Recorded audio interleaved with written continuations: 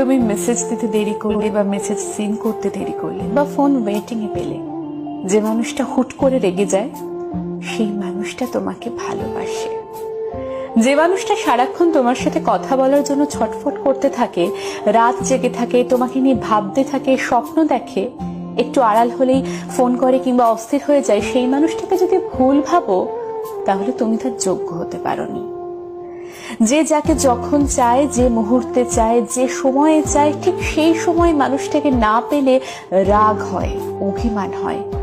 আর তখন তুমি যদি তার অভিমান কিংবা রাগটাকে গ্রহণ করতে না পারো, উল্টে তার সাথে রাগারাগি করো, তাহলে তুমি তাকে ভালোবাসতে পারোনি। তোমার ফেসবুক আইডিতে কে কি কমেন্ট করলো, কে রিয়াক্ট করলো, তুমি কি রিপ্লাই দিলে, তুমি কোথায় কি রিয়াক্ট দিলে, কি কমেন্ট করলে, এসব কিন্তু মানুষ এমনি এমনি নজর রাখে না। কারো মনে একটু জায়গা করে নিতে না পারলে কেউই এসব খেয়াল করে না। নিজের মানুষটাকে কেউই এক মুহূর্তের জন্য হলেও আড়ালে দেখতে চায় না। সবসময় চায় প্রতিটা মুহূর্ত এই মানুষটা একান্ত নিজের হয়ে থাকুক, তার জন্য অপেক্ষা করুক, তাকে নিয়ে একটু ভাবুক।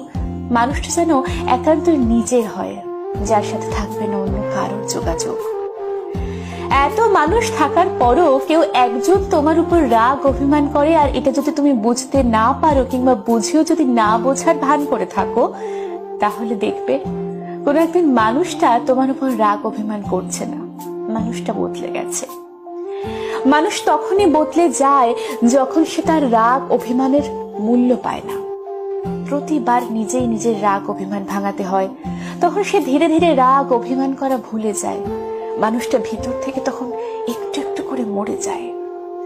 এত মানুষের ভিড়ে কেউ তোমার উপর অধিকার খাটাচ্ছে, তোমাকে চোখে চোখে রাখছে, তোমার ভুল ত্রুটি বলে দিচ্ছে, আর এইসব যদি তোমার বিরক্ত লাগে, তাহলে তুমি তার ভালোবাসা পাওয়ার যোগ্যতা অর্জন করতে পারোনি।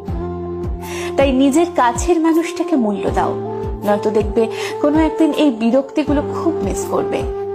যখন কেউ রাগ অভিমান করবে না কিংবা অধিকার দেখাবে না, সেদিন বুঝবে তুমি কি পেয়ে কি হারালে। সেদিন সব ঠিক থাকবে, শুধু সেই মানুষটা তোমার থাকবে না। একটা সম্পর্ক না টিকিয়ে রাখার জন্য কথা বলাটা খুব দরকার, জানো তো? সময়টা কোথায়?